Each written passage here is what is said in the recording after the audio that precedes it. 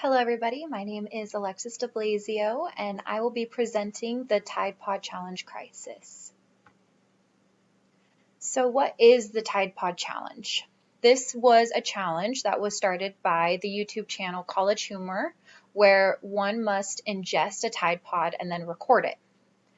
Tide Pods were jokingly labeled as the forbidden snack because of their pretty colors and how they resembled candy. Between 2017 and 2018, hundreds of reported poison control calls were made. The Tide Pods were actually specially wrapped in a bitter-tasting plastic back when Tide first introduced these pods because children under 5 and elderly were mistaking them for treats and eating them. They were hoping that this bitter plastic would prevent that from happening. When ingested, these Tide Pods can actually burn the esophagus and the stomach lining. They can cause vomiting, burns and abrasions to the face and eyes if it squirts in your face, possible lung irritation, and if aspirated, can actually lead to the need of a ventilator, and death, which death is only usually seen in children or elderly. So how was this crisis handled? Well, Procter & Gamble pressed YouTube and Facebook to remove all the Tide Pod Challenge videos. They issued PSAs and press statements.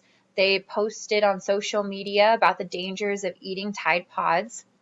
They urged parents to prevent teenagers from eating the packets in a blog post by their CEO, David Taylor. And they even used the Patriots tight end Rob Gronkowski, a spokesperson for Tide, to not consume the packets by making an ad and posting it to their Twitter.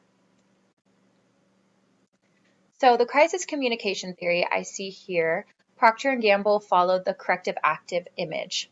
They did not apologize, but instead they used social media to show teenagers just how stupid this challenge can be. The more videos were posted against the Tide Pod Challenge than there were for the Tide Pod Challenge. And one important thing to take away from this is that even though it was not Tide's fault, they still took action and wanted to prevent any more challenges happening in the future. So how did the Tide Pod Challenge end? Well, new trends started like anything, which led to the end of the Tide Pod Challenge. We also started to look at how social media influences these types of challenges.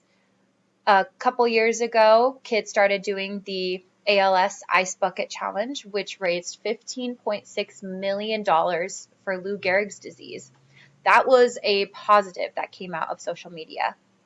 However, the Tide Pod Challenge is just another negative. We also noticed that kids have a fear of missing out. If they see their friends are doing something or the whole world is doing something, they feel like they need to be a part of it. No legal action was ever taken against Procter & Gamble, which the only thing that they could really come to conclude is if someone wanted to take legal action, they could say, oh, well, Procter & Gamble made the Tide Pods look too good. But really, people have control over their own bodies and their own actions. So that really wouldn't be a good legal case. This was hard for me at first to figure out how to apply this to my everyday workplace.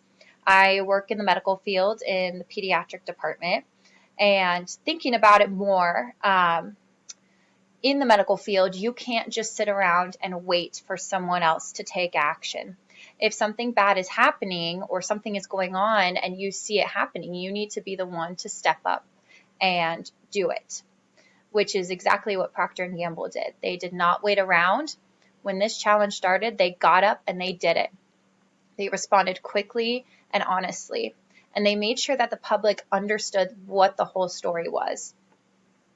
There were a couple articles posted out there. The first one describing teenagers eating Tide Pods. And then the second one was a lot more dramatic. Teenagers dying from eating Tide Pods. Well, that's not really the case. There actually were only 86 cases of teenagers eating Tide Pods. Those hundreds of thousands of other poison control calls were mostly just young kids getting into these Tide Pods. And that concludes our Tide Pod communication crisis. Thank you.